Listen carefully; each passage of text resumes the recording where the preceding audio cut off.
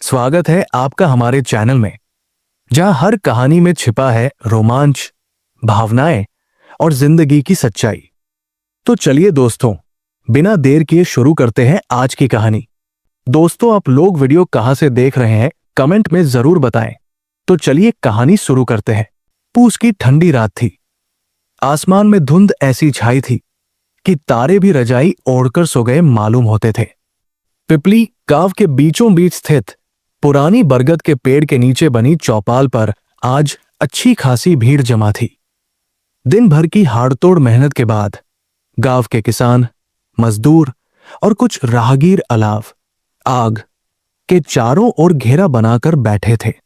आग की लपटें उनके थके हुए चेहरों पर नारंगी रोशनी फेंक रही थी, जिससे उनकी झुर्रियां और भी गहरी नजर आ रही थी। सन्नाटे को चीरते हुए हवा की सायसानी की आवाज आ रही थी, लेकिन चौपाल पर हंसी ठिठोली का माहौल गर्म था। अरे ओ भोला, जरा लकड़ियां तो और डाल, आग बुझ रही है और ठंड हड्डियों में घुस रही है, शंभू काका ने अपनी रजाई को कसते हुए कहा। शंभू काका गांव के पुराने वैद्य थे, लेकिन अब उम्र के साथ उनकी आंखों की रोशनी कम और बातें ज्यादा हो गई थी। भोला, जो अभी मुश्किल से 20 साल का हट्टा कट्टा नौजवान था, ने अलाव में 2-3 सूखी लकड़ियां झोंक दी। चिंगारियां हवा में उड़ गई जैसे जुगनू नाच रहे हों। काका, आग तो जलती रहेगी, पर मन नहीं लग रहा।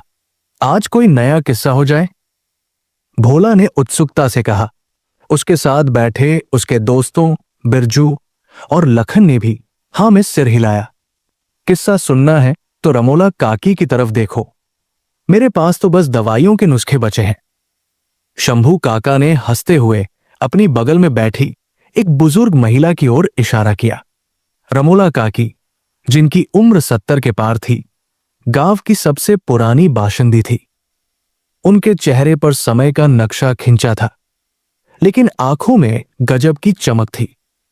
उन्होंने अपनी सफेद साड़ी का पल्लू ठीक किया और पान की गिलोरी मुंह में दबाते हुए मुस्कुराई। अरे रहने दे शंभू, अब मेरी कहानियां कौन सुनेगा?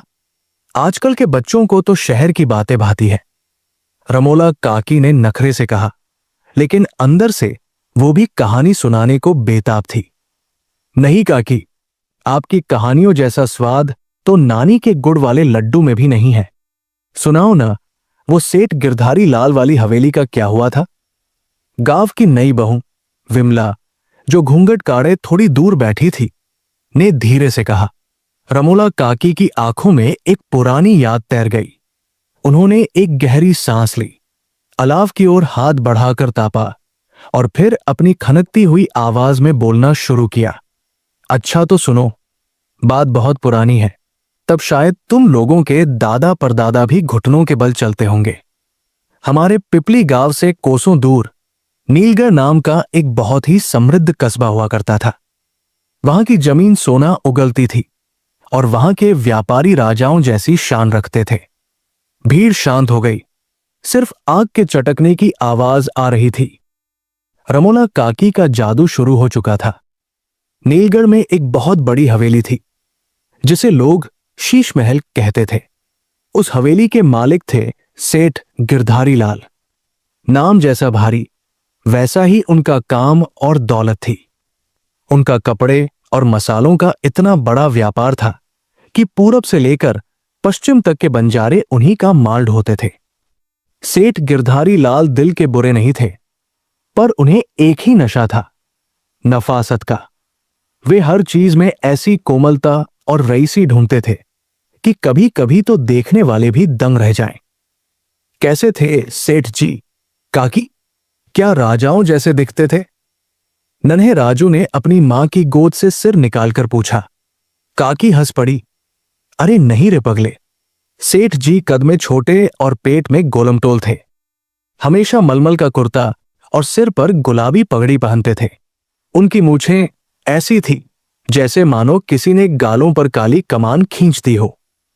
उनकी पत्नी सेठानी यशोदा बिल्कुल उनके उलट थी।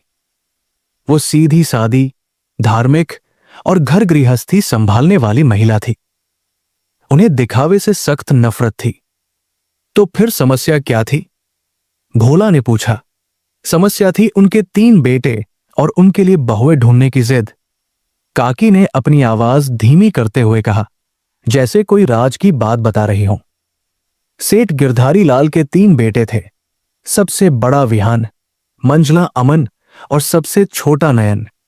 तीनों ही बेटे सुदर्शन थे, पढ़े लिखे थे और पिता के व्यापार में हाथ बटाते थे। जब उनकी शादी की उम्र हुई तो सेठानी यशोदा ने सोचा कि पास के गांव से अच्छी, गुणवान और घर संभालने वाली लड़कियां ले आएंगे। लेकिन सेठ गिरधारी लाल अड़ गए। क्यों? उन्हें कैसी बहुएं चाहिए थी? विमला ने उत्सुकता से पूछा। काकी ने नाटकीय ढंग से हाथ हिलाया। सेठ जी को ऐसी बहुएं चाहिए थी जो रानियों से भी ज्यादा नाजुक हो। उनका कहना था, मेरा घर शीश महल है, यहां पत्थर कूटने वाली नहीं, बल्कि फूलों सी कोमल स्त्रियां चाहिए जो मेरे घर की शोभा बढ़ाएं। उन्होंने पूरे देश में ढिंढोरा पिटवा दिया कि जो लड़कियां सबसे ज्यादा सुकोमल होंगी उन्हीं से मेरे बेटों का ब्याह होगा। बाप रे, ये तो अजीब शर्त थी। शंभू काका ने टिप्पणी की। हां, अजीब तो थी। काकी ने सहमति जताई। दलालों और नाइयों को चारों दिशाओं में दौड़ाया गया। महीनों बीत गए, कई रिश्ते आए, पर सेठ जी ने सबको ये कहकर ठुकरा दिया कि इसकी चाल में भारीपन है या इसकी आवाज में खनक नहीं, गूंज है। बेचारी सेठानी यशोदा माथा पीट लेती, पर सेठ जी के आगे किसकी चलती। अलाव में एक लकड़ी जोर से चटकी। काकी ने कहानी आगे बढ़ाई। आखिरकार एक दिन एक दूर देश से, जिसे चंपांगरी कहते थे, एक बिचौलिया आया। उसका नाम था चतुरीलाल। वो बहुत चालाक था। उसने सेठ जी को बताया कि उसने ऐसी 3 बहनें ढूंढी है जो कोमलता की मूरत है। उनका नाम था जूही, बेला और चमेली। नहीं, रुको, उनका नाम था नलिनी, कामिनी और दामिनी। नलिनी, कामिनी और दामिनी। भोला ने नाम दोहराए। हां, काकी ने सिर हिलाया। चतुरीलाल ने कसम खाकर कहा कि ये तीनों बहनें इतनी नाजुक है कि अगर जमीन पर पैर रखें तो धरती को भी दर्द महसूस न हो। सेठ जी फूले नहीं समाए। उन्होंने तुरंत शगुन भेजा और विवाह की तारीख पक्की कर दी। बारात की तैयारी ऐसी हुई कि देखने वाले देखते रह गए। हाथी, घोड़े, पालकी और बाजे गाजे के साथ बारात चंपांगरी गई। शादी में क्या हुआ काकी? बच्चों ने एक सुर में पूछा। शादी तो धूमधाम से हुई। तीनों बेटों विहान, अमन और नयन का ब्याह उन तीनों बहनों से हो गया। नलिनी सबसे बड़ी थी, उसका ब्याह विहान से हुआ। कामिनी मजली थी, उसका अमन से, और सबसे छोटी दामिनी का नयन से। जब डोली हवेली वापस आई तो पूरा नीलगा उमड़ पड़ा था बहुओं को देखने के लिए। सब देखना चाहते थे कि आखिर सेठ जी की पसंद कैसी है। रमोला काकी ने एक पल के लिए चुप्पी साधी, जिससे सस्पेंस बन गया। जब बहुएं पालकी से उतरी तो सचमुच मानो परियां जमीन पर उतर आई हों। रंग दूध जैसा सफेद, आंखें हिरनी जैसी और चाल ऐसी कि मानो हवा में तैर रही हों। उन्होंने इतने भारी गहने नहीं पहने थे, बल्कि फूलों के आभूषण पहने थे, क्योंकि सेठ जी को बताया गया था कि सोने चांदी का भार वे सहन नहीं कर सकती। हे, सोने का भार सहन नहीं कर सकती? गांव की एक बुजुर्ग महिला जानकी ने आश्चर्य से मुंह खोला। भला ऐसी भी कोई औरत होती है? हमारे यहां तो औरतें सिर पर 3 मटके पानी और पीठ पर बच्चे को बांधकर मीलों चल लेती है। यही तो बात है जानकी। रमोला काकी ने हंसते हुए कहा। यही तो उस घर की मुसीबत और मजाक बनने वाला था। खैर, बहुएं घर आ गई। सेठानी यशोदा ने आरती उतारी, लेकिन मन ही मन वो डरी हुई थी। उन्हें लग रहा था कि ये सजावटी गुड़िया घर कैसे संभालेंगी। लेकिन सेठ गिरधारी लाल का सीना गर्व से चौड़ा था। उन्होंने बहुओं के लिए अलग से महल का एक हिस्सा बनवाया था, जिसे रंगअवन नाम दिया गया। वहां की दीवारों पर रेशम के पर्दे थे और फर्श पर मखमली कालीन बिछे थे ताकि बहुओं के पैरों में छाले न पड़ जाएं। कहानी सुनते सुनते चौपाल पर बैठे लोगों को ऐसा लग रहा था मानो वे खुद उस हवेली में मौजूद हों।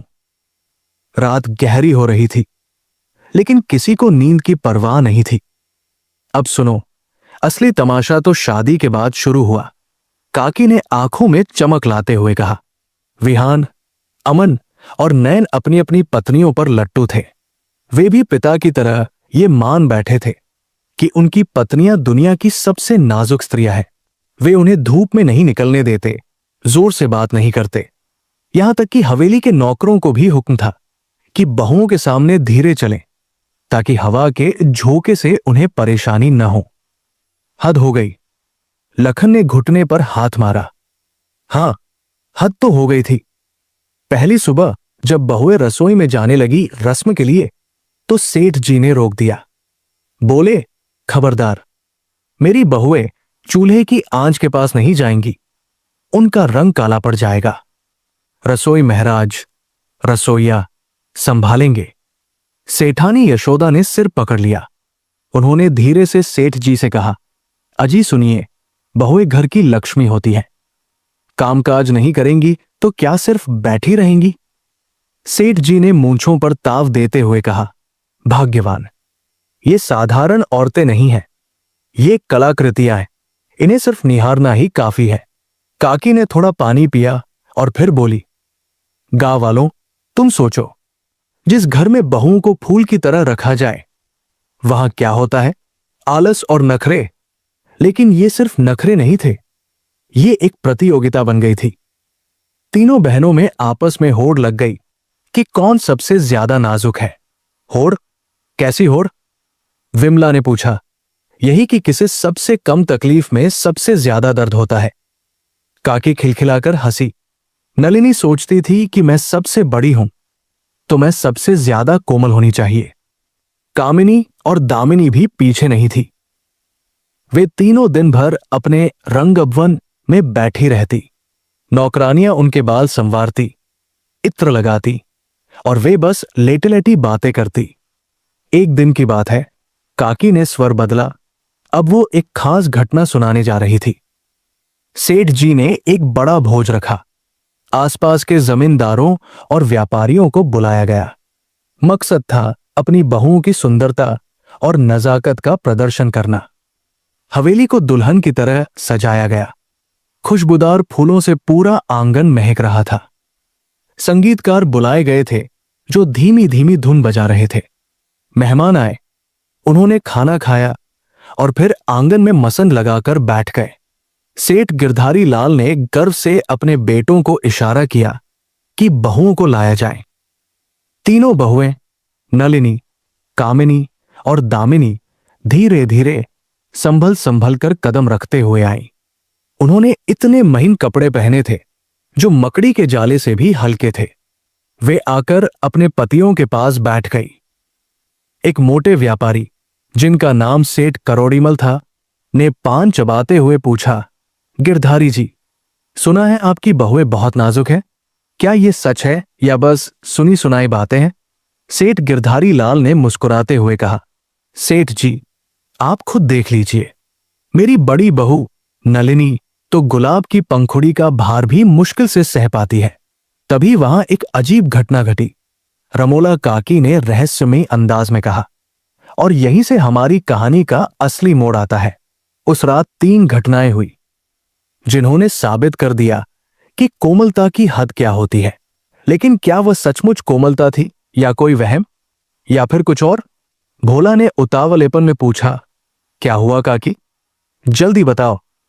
अरे सब्र कर, काकी ने उसे डांटा, पर प्यार से। वो रात बहुत सुहानी थी।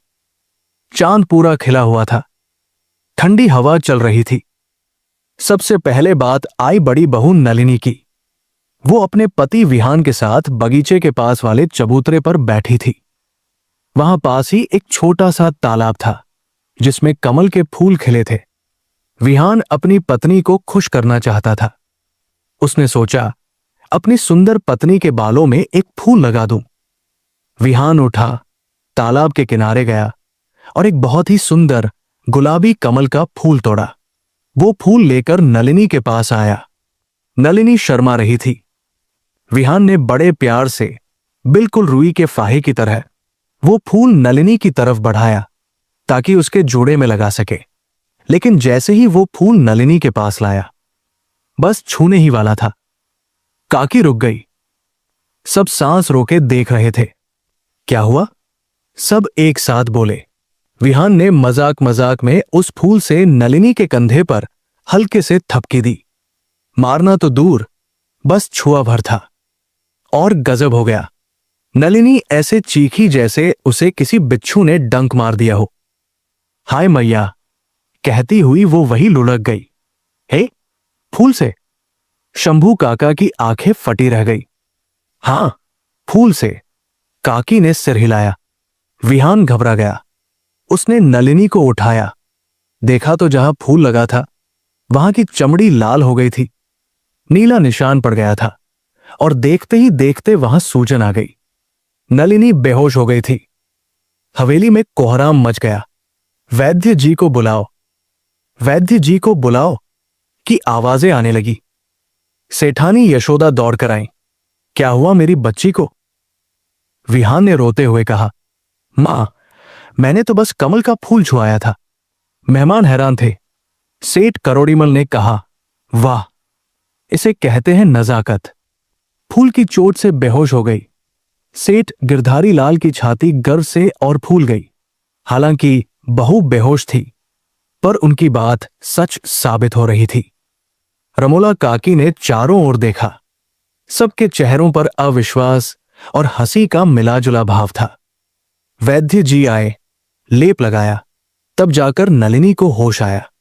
उसे रुई के गद्दों पर लेटाया गया। लेकिन यह तो बस शुरुआत थी। अभी मझली बहू कामिनी और छोटी बहू दामिनी का इम्तिहान बाकी था। और उनका किस्सा तो इससे भी ज्यादा अजीब है। काकी ने आसमान की ओर देखा।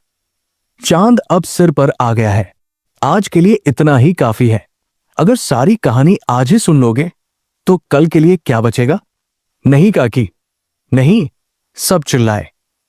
कम से कम मझली बहू का तो बता दो। रमोला काकी मुस्कुराई। नहीं, किस्सा लंबा है, उसमें हंसी भी है और सोच भी।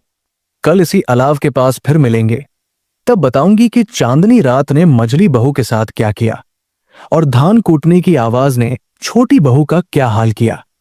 और सबसे जरूरी बात, अंत में जीत किसकी हुई, ये जानने के लिए तुम्हें कल आना होगा। काकी ने अपनी लाठी उठाई और खड़ी हो गई।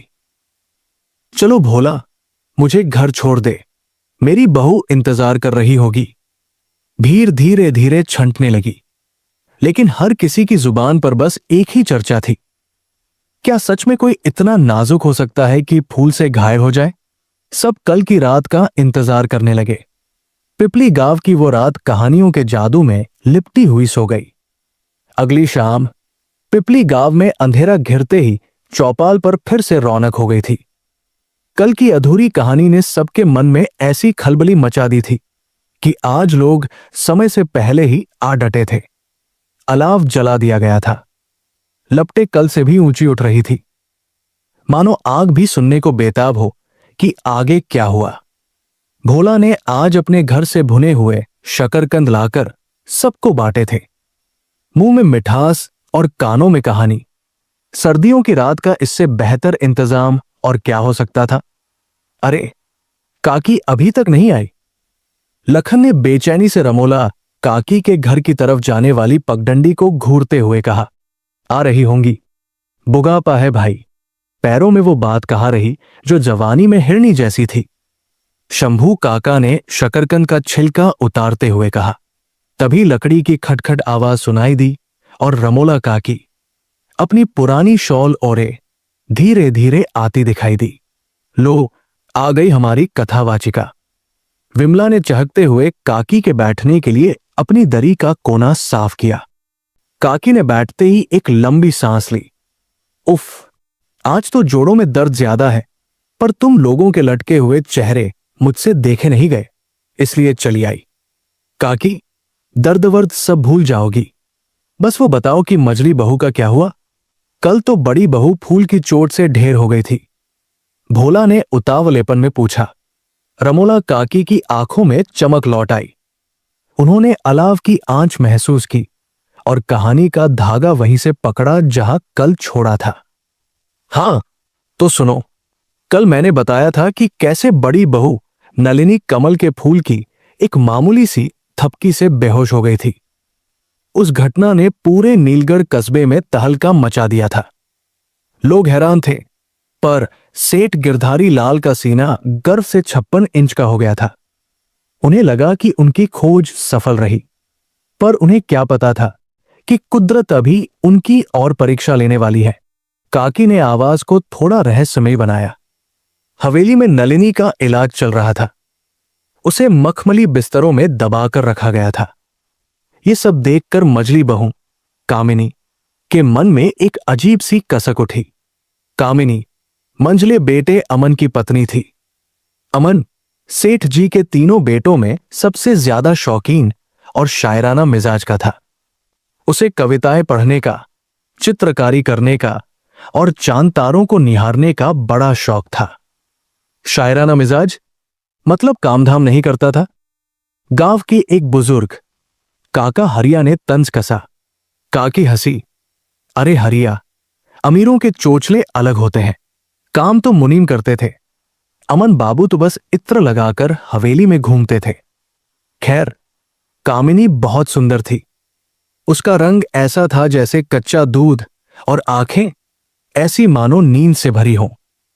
लेकिन नलिनी के फूल वाले किस्से के बाद कामिनी को लगा कि हवेली में सब नलिनी की ही बातें कर रहे हैं। उसे लगा कि उसकी कोमलता कम आंकी जा रही है। औरतों में होड़ लग जाए तो वो राई का पहाड़ बना सकती है। यहां तो बात इज्जत की थी। अगले दिन सूरज ढल चुका था। हवेली में शाम के दिए जलाए जा रहे थे। अमन अपने कमरे में बैठा अपनी पत्नी कामिनी को निहार रहा था। कामिनी उदास बैठी थी। अमन ने पूछा, प्रिय, तुम आज इतनी खामोश क्यों हो? क्या नलिनी भाभी की तबीयत को लेकर परेशान हो? कामिनी ने नजाकत से अपनी पलकें झपकाई और बोली, नहीं स्वामी, नलिनी दीदी तो ठीक हो जाएंगी। मुझे तो बस घुटन हो रही है।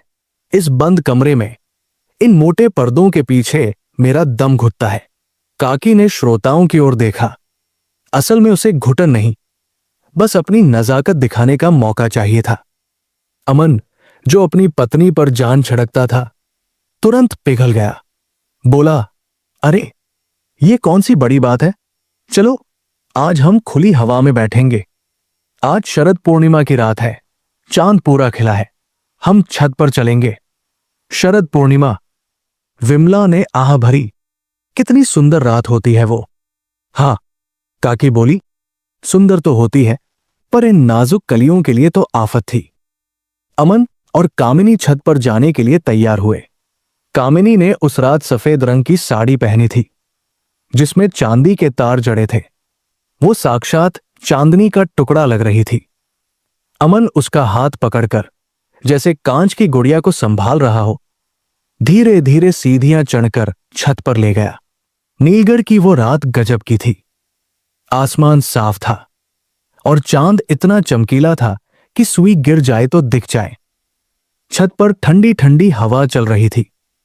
अमन ने वहां एक मसंद, बड़ा तकिया लगवाया और कामिनी को बिठाया। नौकर चाकर दूर खड़े थे ताकि उनकी परछाई भी इनके एकांत में खलल न डाले।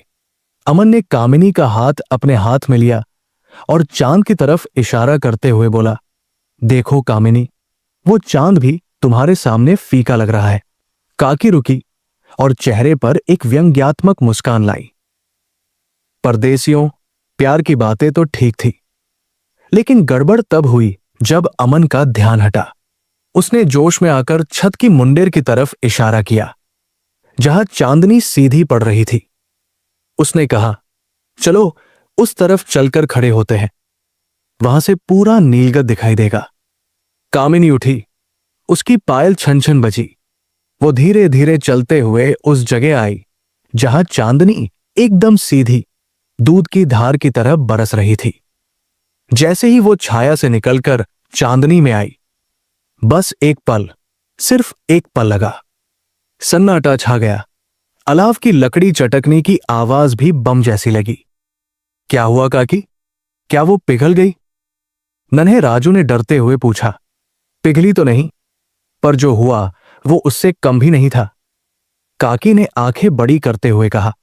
जैसे ही चांद की किरणें कामिनी की त्वचा पर पड़ी, वो ऐसे तड़पी जैसे किसी ने खौलता हुआ तेल डाल दिया हो। आह!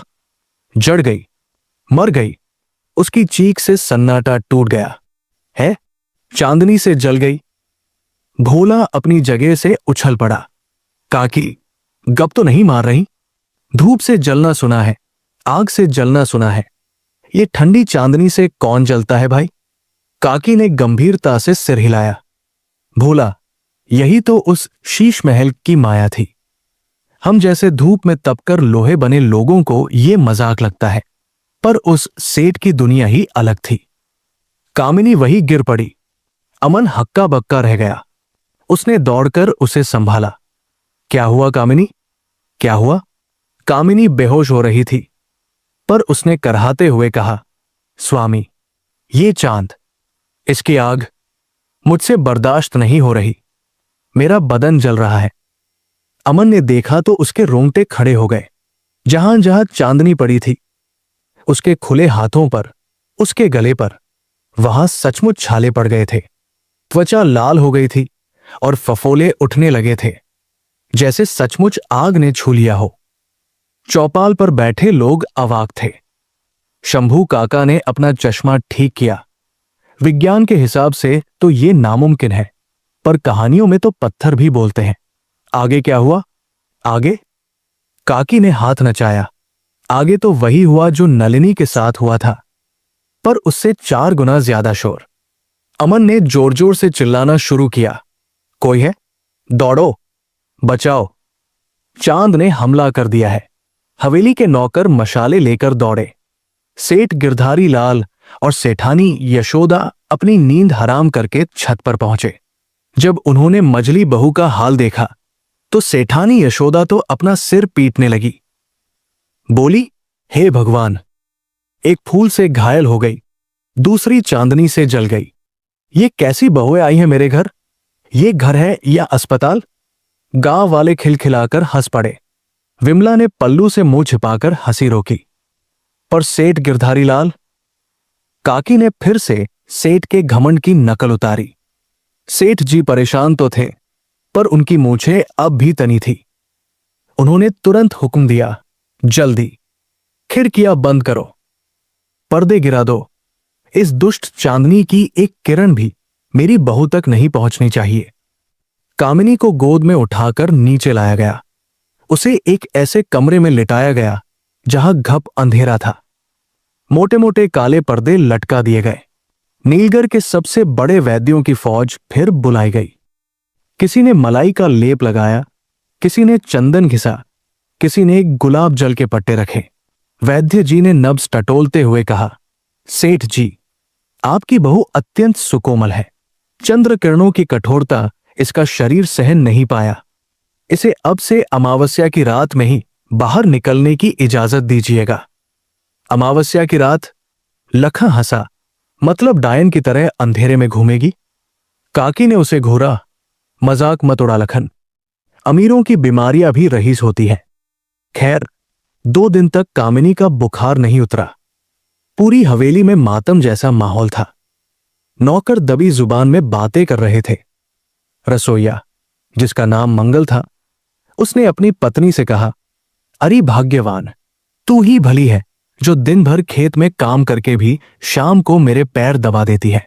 यहां तो रानियां चांद को देखकर ही ढेर हो रही है। गांव वालों, ये घटना जंगल की आग की तरह फैली। दूर दूर के गांवों से लोग ये चमत्कार देखने आने लगे कि चांदनी से जली हुई बहू कैसी दिखती है। सेठ जी ने मिलने जुलने पर पाबंदी लगा दी, लेकिन हवेली के अंदर एक और तूफान पक रहा था। काकी ने यहां थोड़ा विराम लिया और पानी का घूंट भरा। तूफान? अब क्या बचा था काकी? भोला ने पूछा। अरे, अभी तो सबसे छोटा बेटा नयन और उसकी पत्नी दामिनी बचे थे। काकी ने याद दिलाया।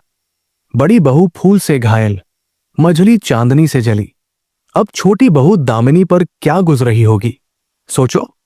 उसे लगा कि वो तो पिछड़ गई। इस अजीबोगरीब प्रतियोगिता में उसका नंबर अभी नहीं आया था। और तीसरी घटना हुई, उसने तो दिमाग के सारे तार हिला दिए। तीसरी बहू के साथ क्या हुआ? विमला ने उत्सुकता से पूछा। वो किस्सा तो और भी नायाब है, काकी ने मुस्कुराते हुए कहा। दामिनी सबसे छोटी थी, सबसे चंचल होनी चाहिए थी, लेकिन अपनी जेठानियों का हाल देखकर वो सहम गई थी।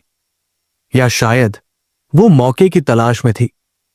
लेकिन आज रात बहुत हो गई है, मेरी पोती घर पर अकेली है, रो रही होगी। अरे काकी, ऐसे बीच में मत छोड़ो, सब एक सुर में बोले। नहीं नहीं, काकी अपनी लाठी टेक कर खड़ी हो गई। कहानी का असली मजा इंतजार में है। कल की रात तीसरी बहू की रात होगी। और याद रखना, तीसरी बहू के साथ जो हुआ, उसमें न किसी ने उसे छुआ, न कोई चीज उस पर गिरी। उसे चोट लगी, आवाज से। शंभू काका चौंके। आवाज से चोट कैसे लग सकती है? यही तो राज है। काकी ने आंख मारी। कल आना, तब बताऊंगी कि कैसे दूर कहीं धान कूटने की आवाज ने तीसरी बहू के हाथों में छाले डाल दिए। तब तक सोचो और अपने अपने घरों में जाकर चैन की नींद सो, क्योंकि तुम लोग किस्मत वाले हो कि चांदनी तुम्हें जलाती नहीं, सुलाती है।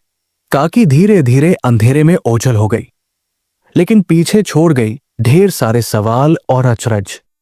पिपली गांव के लोग अलाव बुझाते हुए आपस में बहस कर रहे थे। यार, चांदनी से जलना तो समझ नहीं आया। अरे, बड़े लोगों की चमड़ी मोम की होती है भाई।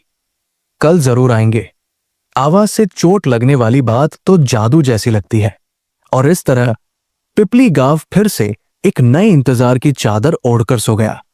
तीसरी रात पिपली गांव की चौपाल पर सन्नाटा नहीं, बल्कि एक अजीब सी बेचैनी थी। आज सिर्फ कहानी सुनने वाले नहीं, बल्कि पास के टोले से भी लोग चले आए थे। रमोला काकी की कहानी का जादू अब पूरे इलाके में फैल चुका था। अलाव धधक रहा था और हवा में ठंडक के साथ साथ जिज्ञासा भी घुली हुई थी। रमोला काकी आज समय से पहले ही आ गई थी। उनके चेहरे पर एक गंभीर मुस्कान थी, जैसे वो जानती थी कि आज रात वो न केवल कहानी खत्म करेंगी, बल्कि इन गांव वालों को एक ऐसी सीख भी देंगी जो वे जिंदगी भर नहीं भूलेंगे। काकी, अब और इंतजार नहीं होता, भोला ने हाथ जोड़ते हुए कहा। कल आपने कहा था कि छोटी बहू को आवाज से चोट लगी। ये बात मेरे गले नहीं उतर रही। जल्दी बताओ, आखिर हुआ क्या? काकी ने अपनी शॉल को कंधों पर कसते हुए सबकी ओर देखा। ठीक है, तो सुनो कहानी के उस आखिरी पन्ने को, जहां अमीरी और नजाकत की सारी हदें पार हो गई। नीलगढ़ की हवेली में अब खौफ का माहौल था। बड़ी बहू फूल से घायल थी, मझली चांदनी से जल गई थी। अब सबकी निगाहें सबसे छोटे बेटे नयन और उसकी पत्नी दामिनी पर थी। नयन अपनी पत्नी को लेकर बहुत सतर्क हो गया था। उसे डर था कि कहीं हवा का झोंका या सूरज की किरण उसकी पत्नी को भी बीमार न कर दे। कुछ दिन शांति से बीते। सेठ गिरधारी लाल ने फैसला किया कि अब बहुओं को घर से बाहर नहीं निकाला जाएगा। लेकिन होनी को कौन टाल सकता है? एक दोपहर की बात है, गर्मियों की शुरुआत हो रही थी, लेकिन हवेली के अंदर खस की टट्टियों पर पानी छिड़का जा रहा था ताकि ठंडक बनी रहे। नयन और दामिनी अपने रंगभवन के सबसे भीतरी कमरे में बैठे थे। वो कमरा इतना शांत था कि अगर चींटी भी चले तो आवाज सुनाई दे। दामिनी मखमली गद्दों पर लेटी थी और नयन उसके पास बैठकर उसे अंगूर खिला रहा था। काकी ने रुककर माहौल बनाया। सब कुछ ठीक चल रहा था। तभी बहुत दूर से, शायद हवेली की ऊंची दीवारों के भी पार, किसी गरीब की झोपड़ी से एक आवाज आ रही थी। बहुत ही हल्की, बहुत ही धीमी आवाज। धूप धूप धूप। यह आवाज किसकी थी जानते हो? काकी ने पूछा। किसकी? विमला ने धीरे से पूछा। धान कूटने की, काकी ने बताया। गांव के किसी कोने में कोई बुढ़िया मूसल से धान कूट रही होगी। आवाज इतनी दूर थी कि नयन को सुनाई भी नहीं दे रही थी। लेकिन अचानक दामिनी के चेहरे का रंग बदलने लगा। वो बेचैन हो गई। उसने अपने कान अपने नाजुक हाथों से ढक लिए। नयन घबरा गया। उसने पूछा, क्या हुआ प्रिय, तुम काम क्यों रही हो? दामिनी की आंखों से टप-टप आंसू गिरने लगे। वो बोली नहीं, बस अपने हाथों की तरफ इशारा किया। नयन ने जब उसके हाथों को देखा तो उसके पैरों तले जमीन खिसक गई। चौपाल पर बैठे सभी लोग अपनी सांसें रोके हुए थे। दामिनी की हथेलियां, जिनसे उसने अपने कान ढके थे, एकदम लाल सुर्ख हो गई थी और देखते ही देखते उसकी हथेलियों पर छाले पड़ने लगे, जैसे किसी ने उसे मूसल से पीटा हो। खून की नन्ही बूंदें उसकी त्वचा से रिसने लगी। हे भगवान! जानकी काकी ने अपने गाल पर हाथ रख लिया। बिना छुए, बस आवाज सुनकर? हां, रमोला काकी ने सिर हिलाया। नयन चिल्लाया, ये क्या हो रहा है?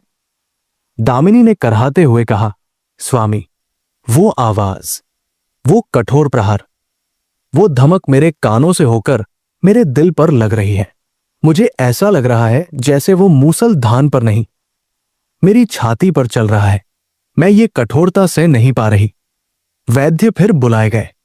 जब उन्होंने सुना कि धान कूटने की आवाज जो मीलों दूर हो रही थी, उससे रानी के हाथों में छाले पड़ गए, तो उन्होंने अपनी कलम रख दी। उन्होंने सेठ गिरधारी लाल से कहा, सेठ जी, आपकी ये बहू तो इंसान नहीं, कोई पारलौकिक शक्ति है। इसे तो दुनिया का कोई भी स्पर्श, यहां तक कि दुनिया का शोर भी घायल कर सकता है। पूरे नीलगढ़ में मुनादी पिटवाई गई। सिपाहियों को दौड़ाया गया कि पता लगाओ कौन धान कूट रहा है। एक गरीब बुढ़िया को पकड़ा गया, उसका मूसल छीन लिया गया ताकि हवेली की बहू को दर्द न हो। रमोला काकी यहां चुप हो गई। उनकी आंखों में एक अजीब सा दर्द था। तो गांव वालों, काकी ने अपनी आवाज ऊंची की, तीनों बहुओं का किस्सा तुम्हारे सामने है। लिनी, जिसे फूल की चोट लगी, कामिनी, जिसे चांदनी ने जलाया, दामिनी, जो दूर से आती आवाज से घायल हो गई। अब तुम लोग बताओ। काकी ने अपनी लाठी अलाव की ओर दिखाई। इन तीनों में से सबसे ज्यादा नाजुक, सबसे ज्यादा सुकोमल कौन थी? चौपाल पर बहस छिड़ गई। भोला बोला, काकी, बड़ी बहू, क्योंकि फूल तो ठोस चीज है, उससे चोट लगना फिर भी समझ आता है। शंभू काका ने विरोध किया, नहीं मूर्ख, मजली बहू ज्यादा नाजुक थी, फूल तो फिर भी छू गया था। चांदनी तो बस रोशनी थी, उसने उसे जला दिया। तभी विमला, जो अब तक चुप थी, धीरे से बोली, काकी, मुझे लगता है सबसे छोटी बहू दामिनी सबसे ज्यादा नाजुक थी। क्यों? सबने विमला की तरफ देखा। विमला ने समझाया, क्योंकि बाकी दोनों को चोट तब लगी जब कोई चीज, फूल या चांदनी उनके शरीर को छू गई। लेकिन छोटी बहू, उसे तो किसी ने छुआ भी नहीं। वो तो इतनी कोमल थी कि पराये दर्द की आवाज, दूर हो रही मेहनत की गूंज भी उसके शरीर ने सहने से मना कर दिया। उसका दर्द शरीर का नहीं, एहसास का था। रमोला काकी मुस्कुराई। बिल्कुल सही कहा विमला, और यही फैसला उस जमाने के विद्वानों ने भी सुनाया था।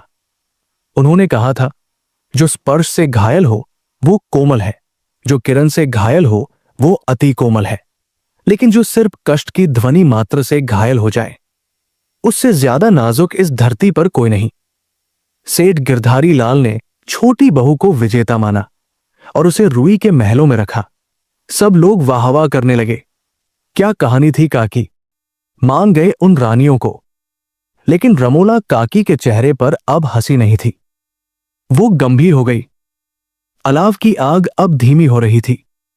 उन्होंने अपनी भीगी हुई आंखों से गांव वालों को देखा। रुको, काकी की आवाज भारी हो गई, कहानी अभी खत्म नहीं हुई। तुम लोग तालियां बजा रहे हो, उस कोमलता पर वाहवाह कर रहे हो। सन्नाटा छा गया। काकी का स्वर बदल चुका था। अरे पगलो, ये कहानी नजाकत की नहीं, ये कहानी तो उस विडंबना की है जिसे तुम समझ नहीं पाए। जरा सोचो, उस छोटी बहू को धान कूटने की आवाज से छाले पड़ गए, लेकिन उस बुघिया का क्या? उस गरीब औरत का क्या जो धूप में बैठकर भारी मूसल चला रही थी? क्या उसके हाथ नहीं थे? क्या उसे दर्द नहीं होता था?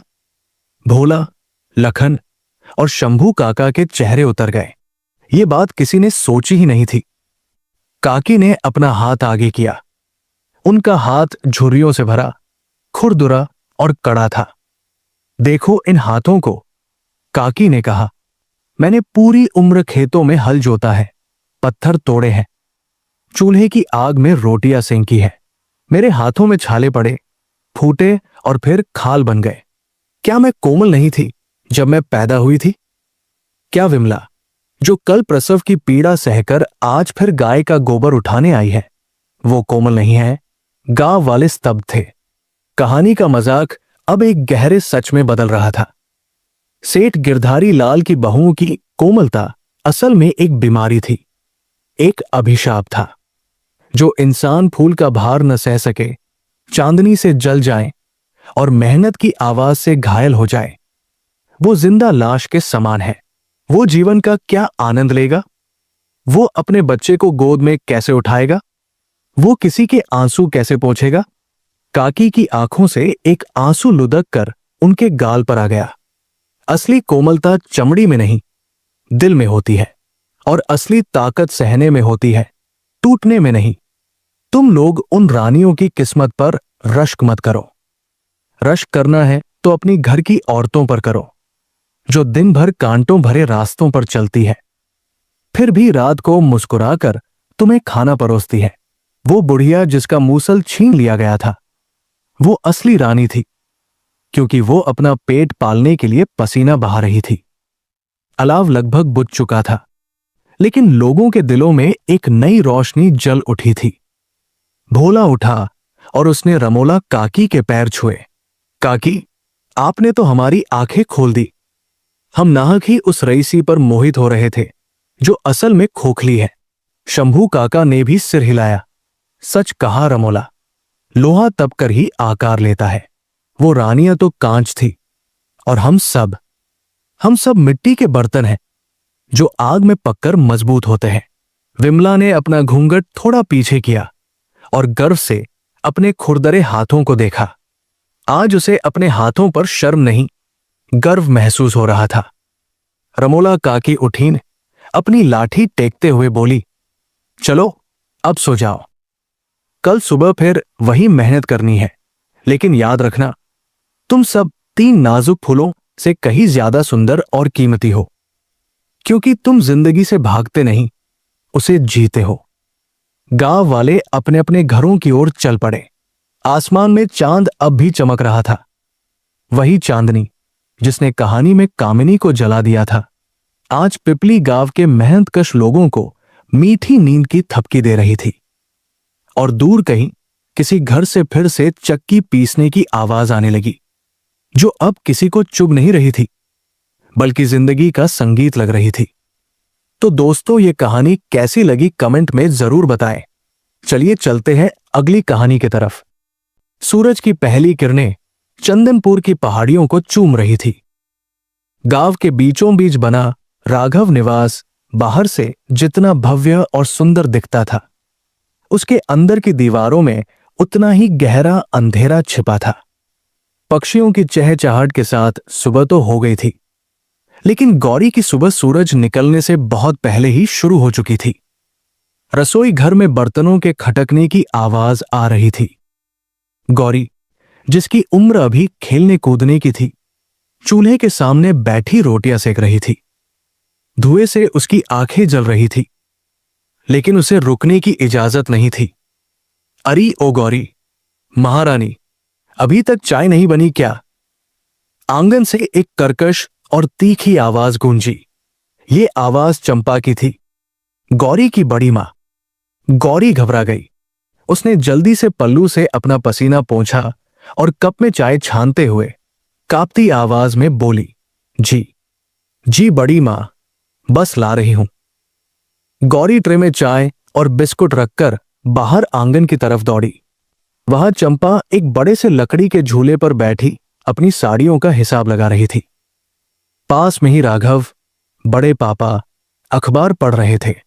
इतनी देर? क्या रसोई में सो गई थी? चंपा ने गौरी के हाथ से कप लगभग छीनते हुए कहा। चाय थोड़ी सी छलक कर चंपा की साड़ी पर गिर गई। हाय राम, मेरी नई रेशमी साड़ी! चंपा चिल्लाई। अंधी हो गई है क्या लड़की? तुझे दिखाई नहीं देता? ये साड़ी तेरे बाप ने नहीं दिलाई है, मेरे मायके से आई है। गौरी डर के मारे पीछे हट गई। उसके हाथ कांप रहे थे। माफ कर दीजिए बड़ी मां, मेरा ध्यान नहीं था। हाथ फिसल गया। राघव ने अखबार नीचे किया और चश्मे के ऊपर से झांकते हुए बोले, अरे भाग्यवान, जाने दो, बच्ची है, हो गया होगा। सुबह सुबह क्यों घर का माहौल खराब करती हो? तुम तो चुप ही रहो। चंपा ने अपने पति को डांटा। तुम्हारी इसी लाड़ प्यार ने इसे सिर पर चढ़ा रखा है। एक तो अनाथ है, ऊपर से कामचोर, मुफ्त की रोटियां तोड़ती है और ऊपर से नुकसान करती है। तभी अंदर के कमरे से सुधा, चाची, बाहर आई। सुधा का मन गौरी के लिए बहुत दुखता था, लेकिन वो इस घर में नई थी और जेठानी चंपा के सामने बोलने की हिम्मत नहीं जुटा पाती थी। सुधा ने धीरे से कहा, दीदी, लाइए मैं साफ कर देती हूं। गौरी, तुम जाकर बिल्लू के स्कूल का टिफिन लगा दो। गौरी ने कृतज्ञता भरी नजरों से चाची की ओर देखा और सिर झुकाकर वहां से चली गई। उसका दिल भारी था। उसे अपने माता पिता की याद आ रही थी। जब उसके माता पिता जिंदा थे तो वो इस गांव की सबसे लाडली बच्ची थी। उसके पिता उसके लिए शहर से खिलौने लाते थे और मां लोरी सुनाती थी। लेकिन एक भयानक तूफान वाली रात ने उससे सब कुछ छीन लिया था। अब वो अपने ही घर में एक नौकरानी बनकर रह गई थी। दोपहर का समय था। घर के पुरुष काम पर जा चुके थे। चंपा अपने कमरे में आराम कर रही थी और सुधा कपड़े धो रही थी। गौरी को आज बैठक कक्ष, ड्राइंग रूम की सफाई का काम सौंपा गया था। बैठक कक्ष में एक बहुत ही पुरानी और कीमती चीज रखी थी, एक नीले रंग की कांच की सुराही। ये सुराही राघव के परदादा नवाबों के जमाने से लाए थे। चंपा को इस सुराही से बहुत लगाव था, क्योंकि उसे लगता था कि इसमें सोना छिपा हो सकता है। गौरी बहुत ही सावधानी से झाड़ू लगा रही थी। तभी खिड़की से एक तेज हवा का झोंका आया और पर्दा जोर से लहराया। गौरी ने पर्दे को पकड़ने की कोशिश की, लेकिन उसका पैर फिसला और वो सीधे उस मेज से टकराई जिस पर वो नीली सुराही रखी थी। छन छन छनाक, कांच टूटने की वो तेज आवाज पूरे सन्नाटे को चीर गई। गौरी का दिल धक से रह गया। वो जमीन पर बिखरे नीले कांच के टुकड़ों को देख रही थी। उसके पैरों से जान निकल गई थी। ये क्या हुआ? चंपा अपने कमरे से दौड़ती हुई आई। पीछे पीछे सुधा भी थी। जैसे ही चंपा की नजर टूटी हुई सुराही पर पड़ी, उसकी आंखें गुस्से से लाल हो गई। मेरी खानदानी सुराही, नासपीटी, तूने ये क्या किया? चंपा ने आव देखा न ताव पास पड़ी एक छड़ी उठाई और गौरी की ओर लपकी। गौरी घुटनों के बल बैठ गई, हाथ जोड़कर रोने लगी। बड़ी मां, कसम से मैंने जानबूझकर नहीं किया। हवा से पर्दा उड़ा और मुझे माफ कर दीजिए। माफी? इस सुराही की कीमत जानती है तू? अगर तुझे बाजार में बेच दूं तो भी इसकी कीमत नहीं चुका पाएगी। चंपा का गुस्सा सातवें आसमान पर था। उसने गौरी के बाल पकड़े और उसे घसीटते हुए आंगन में ले आई। सुधा ने बीच बचाव करने की कोशिश की। दीदी, छोड़ दीजिए उसे, बच्ची है, डर गई है, हम नई सुराही मंगवा देंगे। तू बीच में मत बोल सुधा। चंपा ने सुधा को धक्का दिया। आज तो इसका फैसला होकर रहेगा। मैं इस अपशकुनी को अब एक पल भी अपने घर में नहीं रखूंगी। जब से ये इस घर में आई है, मेरा नुकसान ही हो रहा है। शाम तक राघव भी घर लौट आए। घर का माहौल तनावपूर्ण था। सुराही टूटने की खबर आग की तरह पड़ोस में भी फैल गई थी। सरला काकी दीवार से कान लगाकर सब सुन रही थी। राघव ने टूटी हुई सुराही देखी और माथा पकड़ लिया। चंपा, अब जो टूट गया सो टूट गया। बच्चे को मारने से सुराही तो वापस नहीं आएगी। तुम हमेशा इसकी तरफदारी करते हो। चंपा ने रोने का नाटक शुरू कर दिया। मैं जानती हूं तुम चाहते हो कि मैं मर जाऊं और ये लड़की राज करे। ठीक है, अगर ये लड़की इस घर में रहेगी तो मैं अभी इसी वक्त घर छोड़कर जा रही हूं। चुन लो, या तो ये अनाथ रहेगी या मैं और मेरा बेटा बिल्लू। ये एक बहुत बड़ी धमकी थी। राघव कमजोर दिल के आदमी थे। वो अपने बेटे और पत्नी को नहीं छोड़ सकते थे। उन्होंने गौरी की ओर देखा, जो कोने में सहमी हुई खड़ी थी। उसकी आंखों में एक मूक प्रश्न था। क्या मेरा कोई नहीं है? राघव ने नजरें चुरा ली।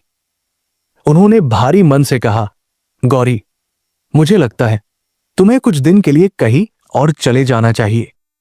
गौरी को अपने कानों पर विश्वास नहीं हुआ।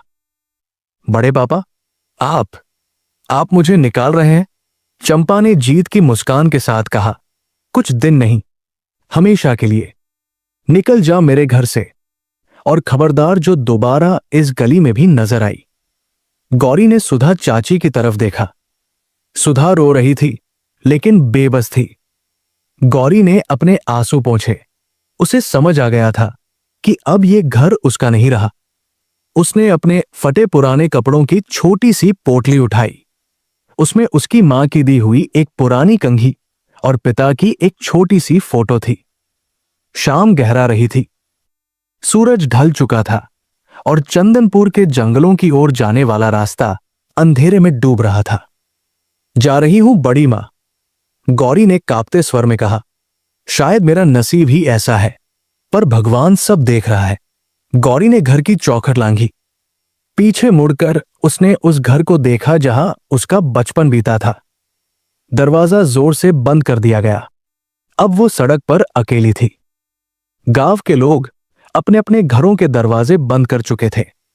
किसी ने उस अनाथ बच्ची को रोकने की कोशिश नहीं की, क्योंकि कोई भी चंपा से दुश्मनी मोल नहीं लेना चाहता था। सरला काकी ने खिड़की से झांका और बड़बड़ाई, बेचारी, अब कहां जाएगी इस अंधेरी रात में? गौरी चलती रही। भूख और प्यास से उसका बुरा हाल था। दिन भर उसने कुछ नहीं खाया था।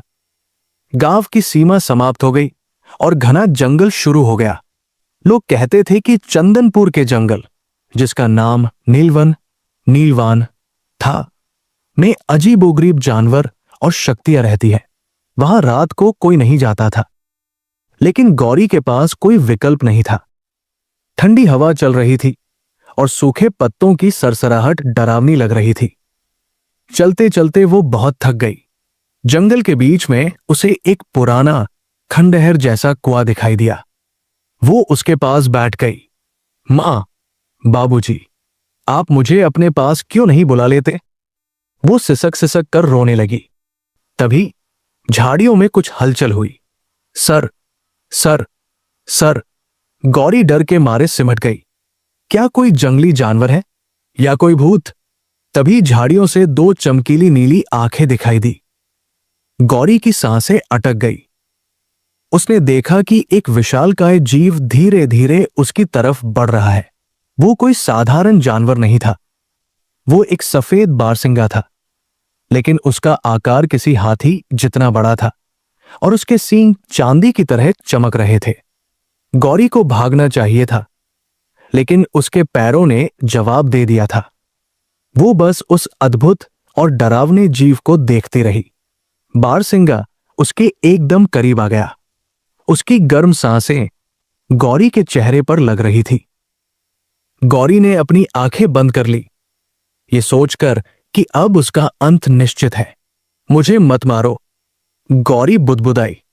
अचानक एक भारी और गंभीर आवाज गूंजी, जो किसी इंसान की नहीं बल्कि उस जानवर के अंदर से आती हुई लग रही थी।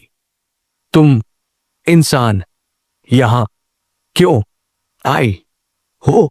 गौरी ने झटके से आंखें खोली। क्या यह जानवर बोल रहा है? मैं गौरी का गला सूख गया था। मुझे घर से निकाल दिया गया है। मेरे पास जाने को कोई जगह नहीं है। आप मुझे खा लीजिए, वैसे भी मेरे जीने का कोई मतलब नहीं है। वो विशाल बारसिंगा हंसा। उसकी हंसी बादलों की गर्जन जैसी थी। खा लो, मैं कोई साधारण जानवर नहीं हूं बालिका, मैं इस नीलवन का रक्षक हूं। लेकिन मैं भूखा हूं, बहुत भूखा। मुझे मांस नहीं चाहिए। गौरी ने हैरानी से पूछा, तो आपको क्या चाहिए? संगीत, बारसिंगा ने रहस्यमयी ढंग से कहा, और सेवा। मेरे शाप को सिर्फ एक सच्चा इंसान ही समझ सकता है। क्या तुम मेरी शर्त मानोगी? गौरी असमंजस में थी। एक तरफ मौत थी और दूसरी तरफ एक रहस्यमयी जानवर। कैसी शर्त? गौरी ने पूछा। बारसिंगा ने अपनी गर्दन झुकाई और कहा, तुम्हें मेरे साथ मेरी गुफा में चलना होगा। मुझे एक ऐसे इंसान की तलाश है जिसके मन में छलकपट न हो। अगर तुम मेरी सेवा करोगी तो मैं तुम्हें वह जीवन दूंगा जो तुमने सपनों में भी नहीं सोचा होगा। लेकिन अगर तुमने धोखा दिया तो तुम हमेशा के लिए पत्थर की मूर्ति बन जाओगी। गौरी ने एक पल सोचा। चंपा ताई के ताने और मार से तो ये जंगल बेहतर है। उसने हिम्मत जुटाई और खड़ी हो गई। मुझे मंजूर है, मेरे पास खोने के लिए कुछ नहीं है। बारसिंगा ने इशारा किया, तो मेरे पीछे आओ। गौरी उस विशाल सफेद बारसिंगा के पीछे पीछे घने और अंधेरे जंगल में चल पड़ी। उसे पता नहीं था कि वो एक ऐसी दुनिया में कदम रख रही है जहां जादू, शाप और पुराने रिश्ते उसका इंतजार कर रहे थे। उसे यह भी नहीं पता था कि यह बारसिंगा वास्तव में कौन है और इसका उसके माता पिता की मौत से क्या गहरा राज जुड़ा है। उधर गांव में सुधा को नींद नहीं आ रही थी। उसे बार बार लग रहा था कि उसने बहुत बड़ा पाप किया है। उसने अपने पति किशन, जो शहर में था, को चिट्ठी लिखने का फैसला किया। शायद किशन भैया आकर कुछ कर सके, लेकिन क्या तब तक बहुत देर नहीं हो जाएगी? नीलवन का जंगल रात के सन्नाटे में और भी डरावना लग रहा था, लेकिन गौरी को उस विशाल सफेद बारसिंगा के साथ चलते हुए डर नहीं लग रहा था। उस जीव के शरीर से निकलती हल्की नीली रोशनी अंधेरे रास्ते को रोशन कर रही थी। चलते चलते वे एक विशाल झरने के पास पहुंचे। झरने का पानी चांदी जैसा चमक रहा था। हम कहां जा रहे हैं? गौरी ने साहस करके पूछा। बारसिंगा रुका। उसने झरने की ओर देखा और एक अजीब सी ध्वनि निकाली। देखते ही देखते झरने का पानी दो भागों में बंट गया और उसके पीछे एक गुप्त गुफा का द्वार दिखाई देने लगा। मेरे घर, मायावी कंदराव में बारसिंगा ने अपनी भारी आवाज में कहा। अंदर चलो गौरी। गौरी झिझकते हुए अंदर दाखिल हुई। गुफा अंदर से गीली या अंधेरी नहीं थी, बल्कि दीवारों पर लगी अनोखी मणियों से जगमगा रही थी।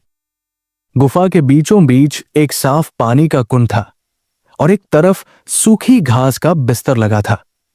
लेकिन जिस चीज ने गौरी का ध्यान सबसे ज्यादा खींचा वो थी एक कोने में रखी हुई पुरानी लकड़ी की संदूक और उसके ऊपर रखी एक बांसुरी।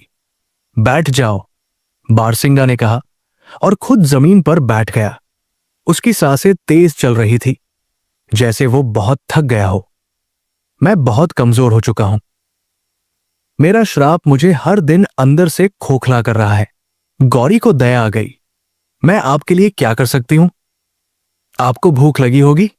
बारसिंगा ने अपनी बड़ी बड़ी आंखें गौरी पर गड़ाई। भूख? हां, भूख तो है, लेकिन मुझे मांस नहीं चाहिए। मुझे वो भोजन चाहिए जो प्रेम और सेवा के हाथों से बना हो। क्या तुम मेरे लिए भोजन पका सकती हो? गौरी ने अपने खाली हाथ दिखाए। लेकिन मेरे पास तो कुछ भी नहीं है, न चावल, न बर्तन, न आग। बारसिंगा ने अपने सींग से गुफा के एक कोने की ओर इशारा किया। वहां जंगली धान का एक ढेर लगा था। वहां धान है, बारसिंगा बोला, और वो देखो, वहां मिट्टी की पुरानी हांडी है। आग जलाना तुम्हें आता होगा, लेकिन धान से चावल निकालना आसान नहीं है। तुम्हारे पास ओखली या मूसल नहीं है। गौरी धान के ढेर के पास गई। उसने धान की बालियां उठाई। सचमुच बिना औजारों के इनका छिलका उतारना मुश्किल था। उसे अपनी मां की याद आ गई। बचपन में जब वे खेतों में जाते थे तो मां एक गीत गाती थी और हाथों से ताल देती थी। गौरी ने एक गहरी सांस ली। उसने धान की बालियों को अपनी हथेलियों के बीच रखा। हे वन देवी, अगर मैंने कभी किसी का बुरा नहीं चाहा तो मेरी मदद करो। गौरी ने मन ही मन प्रार्थना की। उसने अपनी मां का वो गीत गुनगुनाना शुरू किया और ताल देने के लिए जोर से ताली बजाई। थाप थाप थाप। जैसे ही गौरी ने ताली बजाई, एक चमत्कार हुआ। गुफा की हवा में एक जादुई कंपन हुआ। उसके हाथों की ताली की आवाज से धान की बालियां अपने आप खुलने लगी। छिलके अलग होकर हवा में उड़ने लगे और सफेद मोती जैसे चावल के दाने जमीन पर गिरने लगे। गौरी की आंखें फटी की फटी रह गई। ये कैसे हुआ? बारसिंगा मुस्कुराया, या कम से कम उसकी आंखों में मुस्कान दिखी। यही इस जंगल का जादू है गौरी। यहां इरादे काम करते हैं, औजार नहीं। तुम्हारे मन की शुद्धता ने बालियों को खोल दिया।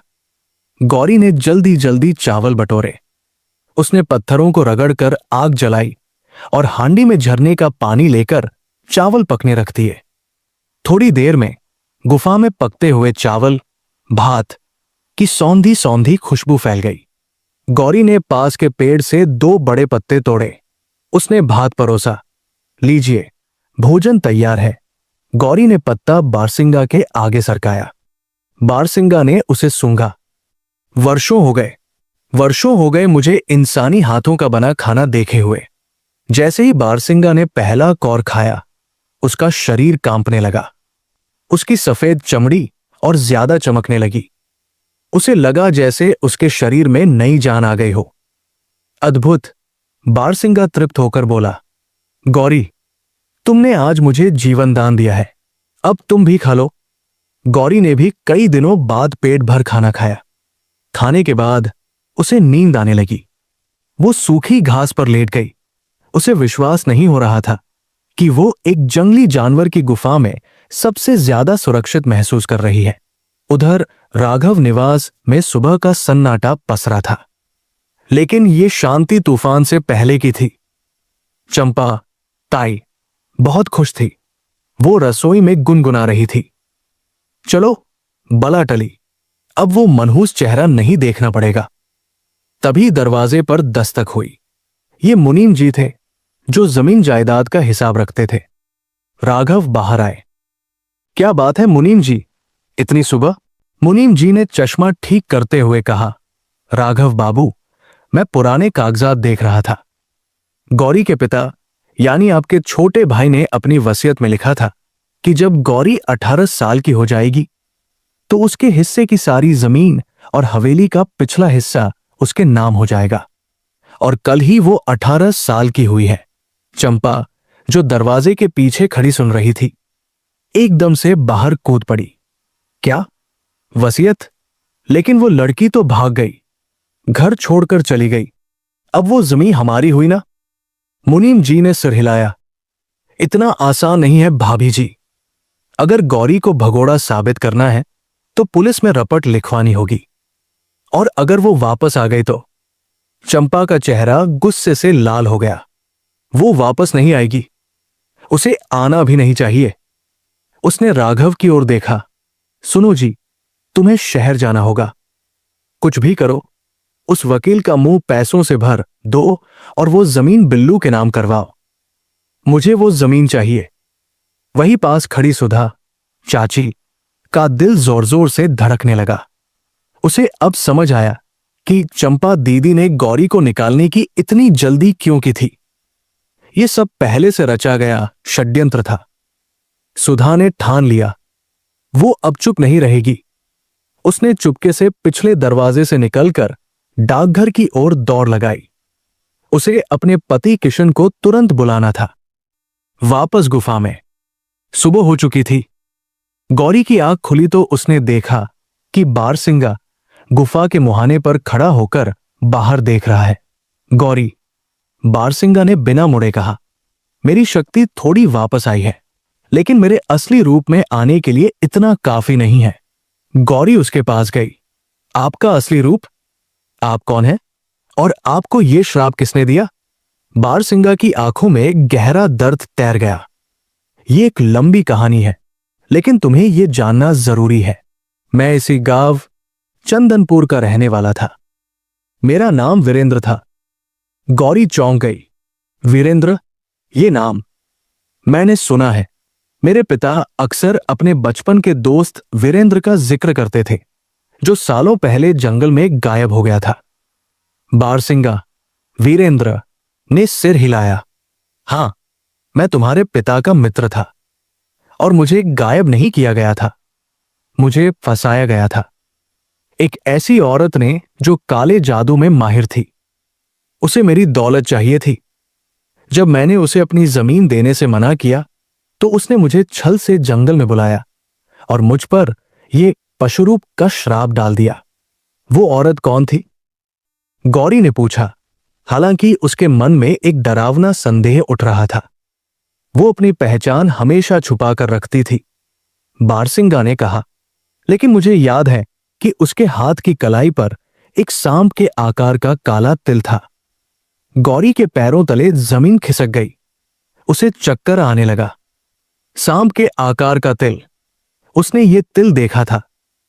ये तिल किसी और के हाथ पर नहीं, बल्कि उसकी अपनी ताई चंपा की कलाई पर था, जिसे वो हमेशा चूड़ियों के नीचे छिपाकर रखती थी। बड़ी मां। गौरी के मुंह से सिसकी निकली। मेरी बड़ी मां ही वो डायन है? बारसिंगा भी चौंक गया। चंपा, क्या वो तुम्हारी बड़ी मां है? गौरी रोने लगी। हां, उन्होंने ही मुझे घर से निकाला। इसका मतलब मेरे माता पिता की मौत। संभव है कि वो कोई हादसा न हो, बारसिंगा ने गंभीर स्वर में कहा। चंपा बहुत खतरनाक है। अगर उसे पता चला कि तुम मेरे पास हो तो वो यहां भी आ सकती है। तभी गुफा के बाहर जंगल में झाड़ियों के टूटने की तेज आवाज आई। कड़ कड़ कड़। बारसिंगा सतर्क हो गया। उसके कान खड़े हो गए। कोई आ रहा है, कोई ऐसा जो इस जंगल का नहीं है। गौरी डर गई। क्या वो बड़ी मां है? नहीं, बारसिंगा ने हवा सूंघते हुए कहा। ये गंध बारूद और शहर की है। कोई शिकारी है। उधर जंगल में चंपा का बेटा बिल्लू अपने 2 आवारा दोस्तों और एक बंदूक के साथ खड़ा था। उसे उसकी मां चंपा ने भेजा था। मां ने कहा है कि गौरी कहीं इसी जंगल में छुपी होगी। बिल्लू ने थूकते हुए कहा, उसे ढूंढो और खत्म कर दो। और हां, अगर कोई जानवर दिखे तो उसे भी उड़ा देना। आज शिकार का मजा लेंगे। बिल्लू गुफा के बहुत करीब था। बारसिंगा ने गौरी की ओर देखा। गौरी, वो संदूक खोलो, जल्दी करो। गौरी दौड़कर उस पुरानी संदूक के पास गई। उसने भारी ढक्कन उठाया। अंदर पुराने कपड़े और कुछ हथियार रखे थे, लेकिन सबसे ऊपर एक चमकदार लाल शॉल रखी थी। उस शॉल को ओढ़ लो, बारसिंगा चिल्लाया। ये अदृश्य शॉल है। इसे ओढ़ते ही तुम किसी को दिखाई नहीं दोगी। तभी गुफा के प्रवेश द्वार पर एक छाया पड़ी। बिल्लू बंदूक ताने खड़ा था। उसकी नजर सीधे बारसिंगा पर पड़ी। वाह, क्या शानदार शिकार है। बिल्लू की आंखों में लालच चमक उठा। उसने बंदूक का निशाना सीधे बारसिंगा के दिल पर साधा। गौरी के पास सोचने का वक्त नहीं था। बारसिंगा घायल और कमजोर था। वो गोली से नहीं बच पाएगा। गौरी ने शॉल नहीं ओढ़ी। इसके बजाय उसने पास रखी वो बांसुरी उठा ली। उसे नहीं पता था कि वो क्या करने जा रही है। बस एक अजीब सी शक्ति ने उसे प्रेरित किया। उसने बांसुरी होठों से लगाई और जोर से फूंक मारी। पी ई ई ई। एक इतनी तेज और तीखी आवाज निकली कि गुफा की दीवारें हिल गई। यह कोई सुरीली धुन नहीं थी, बल्कि एक युद्धनाद था। आवाज इतनी तेज थी कि बिल्लू के हाथ से बंदूक छूट कर गिर गई और वो अपने कान पकड़कर चीखने लगा। ये क्या है?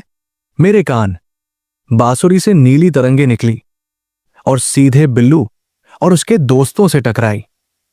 वे हवा में उछलकर गुफा के बाहर दूर जा गिरे। गौरी हाँफ रही थी। उसने बांसुरी की तरफ देखा। यह कोई साधारण बांसुरी नहीं थी। बारसिंगा ने गर्व से गौरी को देखा। तुमने कर दिखाया। ये वायु बांसुरी है। ये प्रकृति की हवा को नियंत्रित कर सकती है। अब तुम साधारण लड़की नहीं रही गौरी। लेकिन खतरा अभी टला नहीं था। बाहर गिरे हुए बिल्लू ने भागते हुए चिल्लाकर कहा, मैं वापस आऊंगा और इस बार पूरे गांव को लेकर आऊंगा। चुड़ैल, तुम जंगल में काला जादू कर रही हो।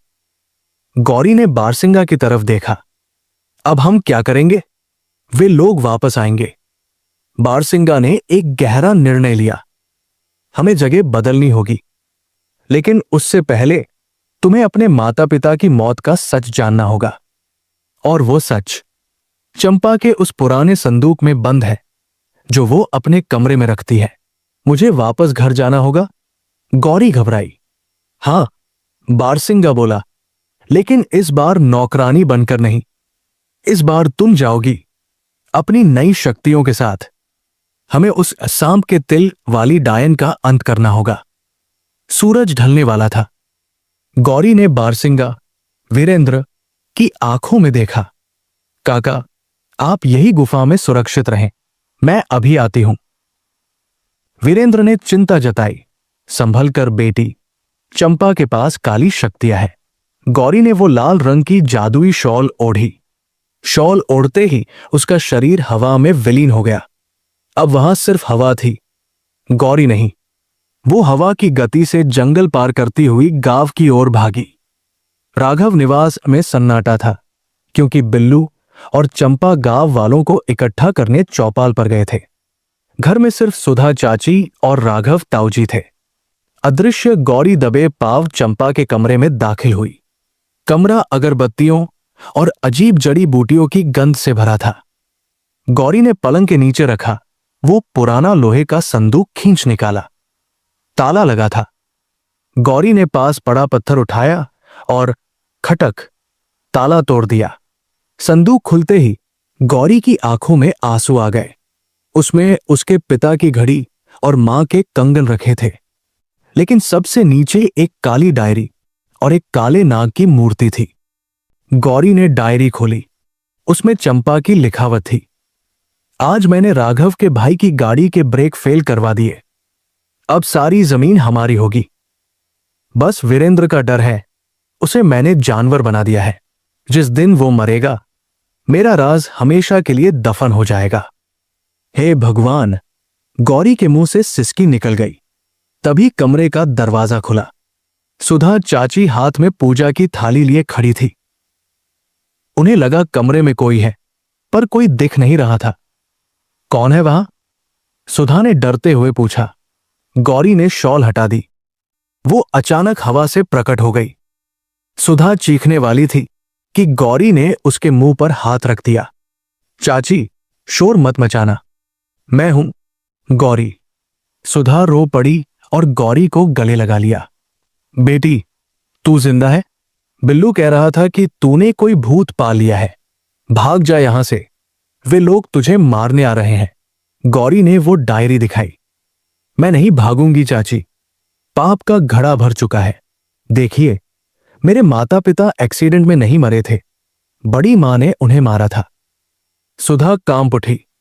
मैं जानती थी, मुझे शक था, पर मेरे पास सबूत नहीं था। गौरी, अब क्या होगा? गौरी की आंखों में अब डर नहीं, ज्वाला थी। उसने कहा, चाची, आप तुरंत शहर वाले पुलिस थाने में फोन कीजिए और किशन चाचा को बुलाइए। मैं जा रही हूं जंगल उन लोगों को रोकने। आज फैसला होकर रहेगा। चंदनपुर के जंगल में मशालों की रोशनी फैल गई थी। बिल्लू और चंपा ने गांव के 50 से ज्यादा लोगों को इकट्ठा कर लिया था। उनके हाथों में लाठियां, कुल्हाड़ियां और मशालें थी। चंपा चिल्ला रही थी, भाइयों, वो लड़की डायन बन गई है। उसने जंगल के राक्षस से शादी कर ली है। अगर हमने उस राक्षस को आज नहीं मारा तो वो हमारे बच्चों को खा जाएगा। भोले भाले गांव वाले डर और गुस्से में थे। वे गुफा के मुहाने पर पहुंच गए। निकलो बाहर, बिल्लू ने पत्थर फेंका। गुफा के अंदर बारसिंगा, वीरेंद्र घायल अवस्था में कोने में दुबका था। वो जानता था कि अगर उसने हमला किया तो गांव वाले उसे राक्षस समझ लेंगे, और अगर नहीं किया तो वे उसे मार डालेंगे। तभी एक पत्थर वीरेंद्र के सिर पर लगा और खून बहने लगा। भीड़ और उग्र हो गई। मारो, जला दो गुफा को। चंपा ने एक जलती हुई मशाल उठाई और सूखी झाड़ियों में फेंक दी। आग भड़क उठी। गुफा के द्वार पर आग की लपटें उठने लगी। वीरेंद्र धुएं से खांसने लगा। बस बहुत हुआ। अचानक जंगल के पेड़ों के ऊपर से एक गूंजती हुई आवाज आई। सबने ऊपर देखा। एक ऊंचे टीले पर गौरी खड़ी थी। उसके हाथ में वो जादुई बांसुरी थी और हवा से उसके बाल लहरा रहे थे। आग की लपटों के बीच वो किसी देवी जैसी लग रही थी। रुक जाओ, गौरी ने दहाड़ लगाई। चंपा हंसी। लो, आ गई डायन, पकड़ो इसे। बिल्लू अपनी बंदूक लेकर आगे बढ़ा। आज तो नहीं बचेगी गौरी। गौरी ने अपनी बांसुरी होंठों से लगाई। इस बार उसने कोई तीखी आवाज नहीं, बल्कि एक शांत और सम्मोहक धुन, हिप्नोटिक मेलोडी छेड़ी। फू, ओ, ओ। धुन बजते ही हवा की दिशा बदल गई। जो आग गुफा की तरफ जा रही थी वो अचानक मुड़कर वापस भीड़ की तरफ आने लगी। गांव वाले डरकर पीछे हटे। बिल्लू के हाथ से बंदूक गिर गई क्योंकि तेज हवा ने उसे धक्का दे दिया था। गौरी टीले से कूदकर नीचे आई और गुफा के द्वार पर ढाल बनकर खड़ी हो गई।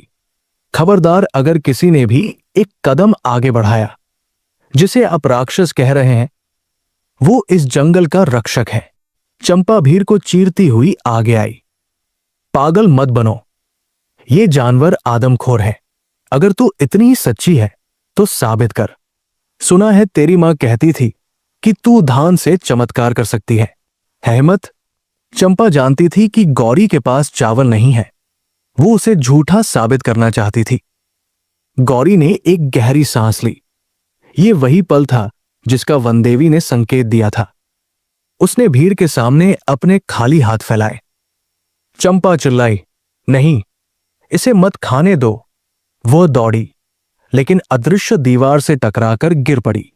बारसिंगा ने गौरी के हाथ से जैसे ही भात खाया, एक तेज सफेद रोशनी का विस्फोट हुआ। सबको अपनी आंखें बंद करनी पड़ी। जब रोशनी छटी तो वहां कोई जानवर नहीं था। वहां एक लंबा, हट्टा कट्टा, अधेड़ उम्र का पुरुष खड़ा था, जिसके शरीर पर राजसी वस्त्र थे। वो वीरेंद्र थे। गांव के बुजुर्गों ने उन्हें पहचान लिया। अरे, ये तो वीरेंद्र बाबू है जो 15 साल पहले गायब हो गए थे। वीरेंद्र ने आगे बढ़कर गौरी के सिर पर हाथ रखा। फिर वो चंपा की ओर मुड़े। उनकी आंखों में अंगारे थे। चंपा, वीरेंद्र की आवाज में शेर जैसी दहाड़ थी। तुम्हारा खेल खत्म हुआ। चंपा कांप रही थी। वो पीछे खिसकने लगी। ना, नहीं, ये कोई जादू है। वीरेंद्र ने अपनी कलाई दिखाई, जिस पर एक पुराना घाव था। गांव वालों, इस औरत ने मुझे जानवर बनाया था ताकि ये मेरी जमीन हड़प सके, और इसने ही गौरी के माता पिता की गाड़ी के ब्रेक फेल किए थे।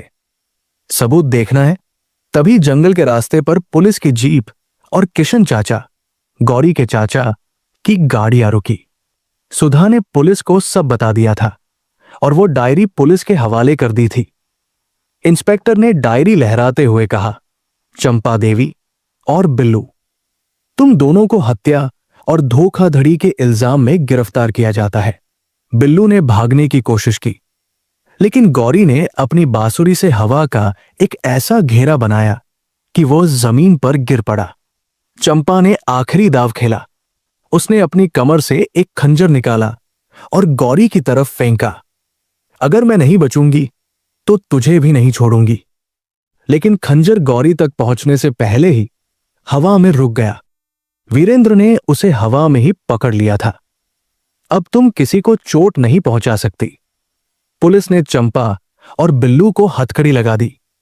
चंपा चिल्लाती रही, गालियां देती रही, लेकिन गांव वाले अब उस पर थूक रहे थे। राघव, ताऊजी सिर झुकाए खड़े थे। वे गौरी के पास आए और उसके पैरों में गिर पड़े। मुझे माफ कर दे बेटी, मैं कायर था। मैं अपनी पत्नी के पापों को रोकता नहीं, बस देखता रहा। गौरी ने उन्हें उठाया। बड़े पापा, आप बस चुप रहे, यही आपकी गलती थी, लेकिन अब आपको प्रायश्चित करना होगा। अब आप सुधा चाची और किशन चाचा के साथ रहेंगे और घर के फैसले चाची लेंगी। 1 महीने बाद चंदनपुर गांव में आज नवान्न, नए धान का त्योहार मनाया जा रहा था। राघव निवास अब खुशियों से भरा था। घर की मालकिन अब सुधा चाची थी और गौरी पूरे घर की लाडली। वीरेंद्र ने अपनी सारी जायदाद गौरी के नाम कर दी थी, ये कहते हुए कि वो उसकी बेटी समान है। लेकिन गौरी ने वो संपत्ति गांव में एक स्कूल और अस्पताल खोलने के लिए दान कर दी। गौरी अब भी अक्सर नीलवन जाती थी। उसके पास अब भी वो बांसुरी थी। लोग कहते हैं कि जब भी गांव में सूखा पड़ता या कोई मुसीबत आती, गौरी जंगल में जाकर ताली बजाती और बांसुरी की धुन छेड़ती और गांव में धान के भंडार भर जाते। उस शाम गौरी अपनी खिड़की पर बैठी डूबते सूरज को देख रही थी। एक हिरण का बच्चा जंगल से निकलकर उसकी खिड़की के पास आया। गौरी मुस्कुराई और उसके सिर पर हाथ फेरा। बुराई हार चुकी थी, अच्छाई की जीत हुई थी और धान की बाली, हाथों की ताली की कहानी अब सिर्फ एक किस्सा नहीं, बल्कि चंदनपुर की सच्चाई बन गई थी। कहानियां हमें केवल सुनाती नहीं, बल्कि कुछ सिखाती भी है। अगर आपको यह कहानी पसंद आई हो तो लाइक और शेयर करना न भूलें। नई नई और दिल को छू लेने वाली कहानियों के लिए हमारे चैनल को सब्सक्राइब जरूर करें। याद रखिए, हर कहानी अपने अंदर एक सीख छुपाए बैठी होती है। फिर मिलेंगे अगली कहानी में। तब तक मुस्कुराते रहिए और सीखते रहिए।